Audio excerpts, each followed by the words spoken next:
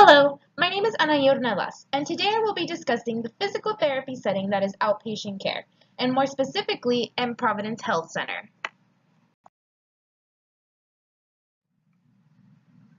Let me start by explaining what outpatient care is. Outpatient physical therapy clinics strive to help patients reach the maximum potential for their individual needs and abilities without long-term commitment. Part of this type of treatment is also dependent on the patient. A lot of the time, the patient is asked to follow up on their treatment at home. Thus, this allows a patient to have a bigger role in how they progress. This also allows for less pressure to meet timed goals, although many patients are only approved for a certain number of therapy sessions by their insurance.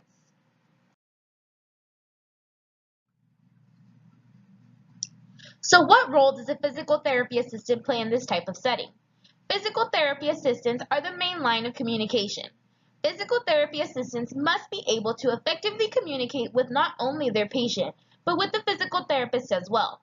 For example, a physical therapy assistant must be able to explain how a patient is progressing and how further progression is needed to ensure a patient is allotted the necessary number of therapy sessions, as insurances only cover a certain number of sessions. A physical therapy assistant must be able to ensure that a patient is progressing. A physical therapy assistant must also be able to distinguish contraindications and precautions to ensure the health and safety of a patient. A physical therapy assistant is also responsible for helping a patient reach their goals. They must ensure they are using the best possible treatment to ensure a certain outcome. A physical therapy assistant must also be able to identify regression. Why is a patient regressing, and does this indicate any other underlying issues? Finally, a physical therapy assistant must be able to ask when and if a patient should be reevaluated, whether it involves a patient meeting goals, a patient not improving as they should be, or even if they feel the plan of action may not be to a patient's benefit.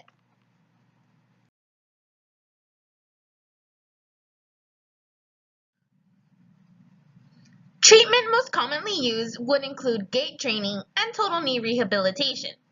Gait training usually involves a goal of getting a patient to walk again as normally as possible or allowable. This is usually achieved using parallel bars, treadmills, and support systems such as gait belts, although the long-term goal would be to decrease a patient's dependence on these devices to allow for the ability for them to walk more in their everyday lives. Improvement in gait parameters include walking, speed, and cadence, as well as stride length. Total knee replacement is a lengthy process, but I will only explain day 1, day 2, and discharge through week 3. Day 1 rehabilitation begins almost immediately, as within the first 24 hours, the patient will begin standing and walking using an assisted device with the help of the physical therapist. Day 2 will involve walking for brief periods of time using an assistive device. It may also be requested that a patient get up and try to climb a few steps at a time, as well as using a continuous passive motion or CPM machine. Discharge through week 3 will involve longer walks outside, climbing up and down stairs, as well as reduction of a walker, crutches, or cane. Goals within this time frame would include bending a knee well, dressing and bathing independently, as well as minimally relying on an assistive device. The pictures on the screen show a patient using a gait belt, and the second picture shows assistive devices that may be used.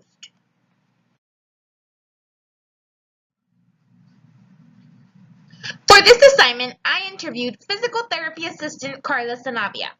Although Carla did shed light on the setting she works in, I will only discuss the key points in our conversation here. Carla stated that communication is key in this field. A physical therapist or a physical therapy assistant must be able to effectively communicate with not only each other, but their patient. She also stated that one must always be vigilant. A physical therapy assistant must be aware of not only their surroundings, but the surroundings of the patient. Carla stated that it is important to know and plan for a day to ensure a patient is receiving the best possible care. Carla stated that a lot of the time, a patient is unable to progress due to their condition. She stated that it is then up to a physical therapy assistant to think of creative ways to get a patient to complete their therapy and ensure that there is some kind of progression. Lastly, Carla stated that safety is key. She stated that she was always aware that a physical therapy assistant must be safe, but the ever-growing concern became more evident when she started working on the field. She told me a story of a patient who was doing gait training who almost fell on her. She was able to be vigilant and prevented a fall by seeing the patient was off balance and pushing the patient with her hip. She stated that had she not taken safety measures and ensured that the patient was using a gait belt, the patient would have fallen and most likely exacerbated their injury. What did I learn from this interview? I learned that although this setting treats all kinds of patients, it generally caters to geriatric patients.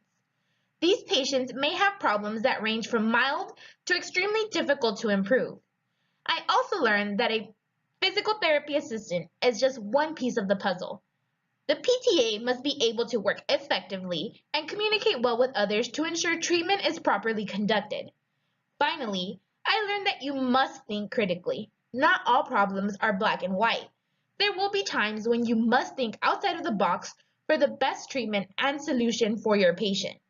It is also important to think before you treat. Thank you for your time, and I hope this presentation taught you as much as it taught me.